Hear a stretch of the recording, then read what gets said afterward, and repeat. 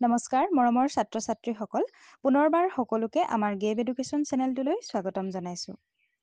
আজি আমি আলোচনা কৰিম অষ্টম শ্ৰেণীৰ অসমীয়া পাঠ্যপুথিৰ ৭ নম্বৰ পাঠ ফুল কোঁৱৰৰ গীত এই পাঠটিৰ সম্পূৰ্ণ প্ৰশ্ন উত্তৰসমূহ। গতিকে তোমালোকে ভিডিঅ'টো সম্পূৰ্ণকৈ শেষৰলৈকে চাই যাবা।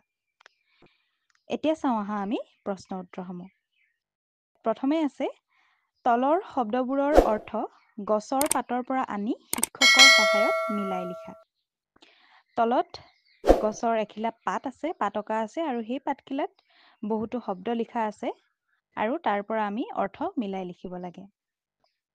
তলত দিয়া আছে শব্দ আৰু অৰ্থ। প্ৰথমটো হৈছে টিপা। টিপাৰ অৰ্থ আমি বিচাৰি উলিয়াব লাগে। পাতখিলাত আছে, তাৰ পৰা মিলিব আঙুলি বা হাতেৰে মৰা চেপা। টিপা মানে হৈছে আঙুলি বা হাতেৰে মৰা চেপা। তাৰপিছতে আছে শাল। শালৰ অৰ্থ হৈছে মোৰ জোঙা চুটি খুটি। তাৰপিছত আছে চলি। চলিৰ অৰ্থ হ'ব চাচি এৰুওৱা পাতল কাঠ। তাৰপিছত আছে শূল। শূলৰ অৰ্থ হ'ব জোঙা অস্ত্ৰ। দশা। দশাৰ অৰ্থ হ'ব ভাগ্য বা অৱস্থা। শশা। শশা মানে হৈছে শংখ আৰু আনটো হৈছে তমস্কাৰ। তমস্কাৰ মানে হৈছে পৰিপাটি। এতিয়া চাওঁ আহা তাৰ পিছৰ প্ৰশ্নটো। ইয়াত দিছে উত্তৰ দিয়া। ক নম্বৰটোত আছে ফুল কোঁৱৰ উঠি উৰি যোৱা ঘোঁৰাটো কিহৰ আছিল? উত্তৰ ফুল কোঁৱৰ উঠি উৰি যোৱা ঘোঁৰাটো হৈছে কাঠৰ। কাঠৰ আছিলে। ফুল কোঁৱৰে কাঠৰ ঘোঁৰাত উৰি গৈছিলে।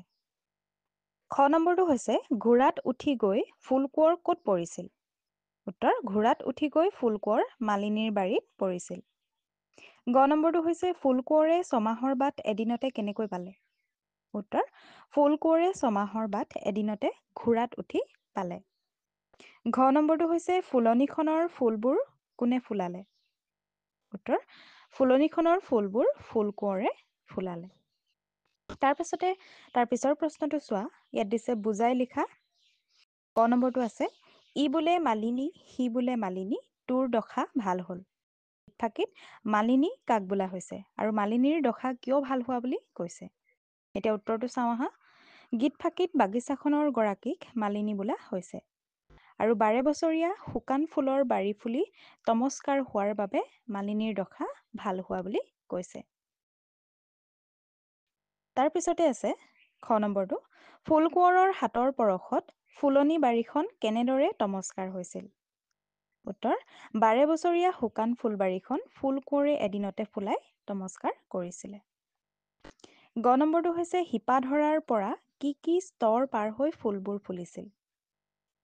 উত্তৰ প্ৰথম স্তৰত শিপা ধৰিছিল, দ্বিতীয় স্তৰত পোখা ধৰিছিল, তৃতীয় স্তৰত ডাল মেলিছিল, চতুৰ্থ স্তৰত কলি পেলাইছিল, পঞ্চম স্তৰত ফুল ফুলিছিল। এনেদৰে এটা স্তৰৰ পাছত আনটো স্তৰ পাৰ হৈ ফুলবোৰ ফুলিবলৈ ধৰিছিল। ঘ নম্বৰটো চাওঁ আহা। 12 বছৰীয়া শুকান ফুলৰ বাৰীখন কেনেদৰে সলনি হ'ল? উত্তৰ 12 বছৰীয়া শুকান ফুলৰ বাৰীখন ফুল কোঁৱৰৰ যত্নৰ ফলত সলনি হ'ল। ফুল কোঁৱৰে সেই 12 বছৰীয়া শুকান ফুলৰ বাৰীখন সলনি কৰি পেলালে। তাৰ পিছৰ প্ৰশ্নটো চোৱা। ক অংশৰ লগত খ অংশ মিলাই লিখা। আমি ডাইৰেক্ট উত্তৰটোৱে লিখো আহা। ক অংশ এচাইডে লিখিবা আৰু এটা চাইডে খ অংশ।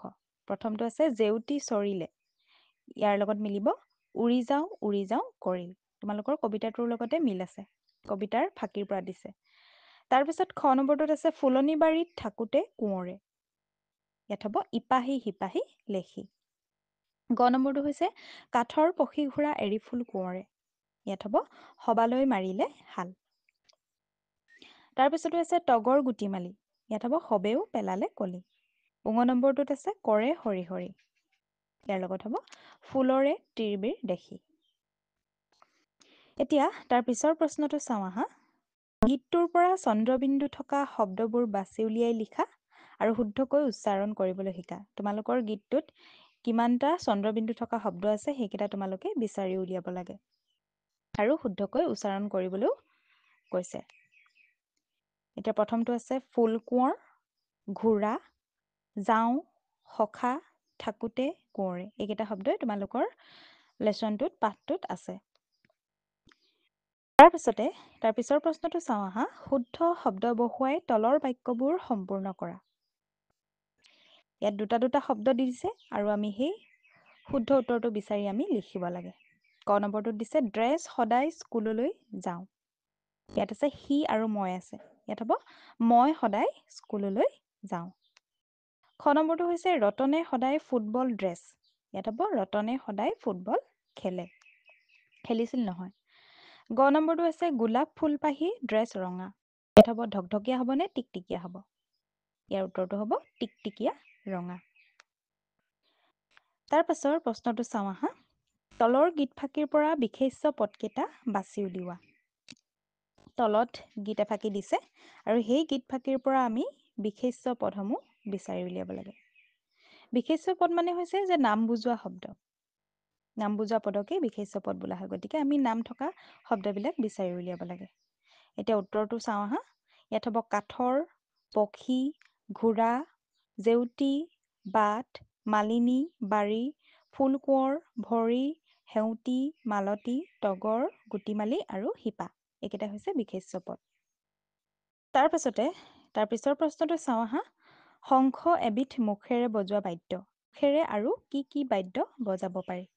উত্তৰ শংখ এবিধ মুখেৰে বজোৱা বাদ্য। মুখেৰে আৰু বাঁহী বজাব পাৰি, পেঁপা, সুতুলি আদি বিভিন্ন বাদ্য বজাব পাৰি। ছাত্ৰ ছাত্ৰীসকল, এইখিনিয়ে আছিল আজিৰ তোমালোকৰ প্ৰশ্ন উত্তৰসমূহ। যদি ভিডিঅ'টো ভাল পালা তেন্তে ভিডিঅ'টো লাইক কৰিবা, কমেণ্ট কৰিবা আৰু এনেধৰণৰ ভিডিঅ'সমূহ পাই থাকিবলৈ আমাৰ চেনেলটো ছাবস্ক্ৰাইব কৰি থবা। ধন্যবাদ।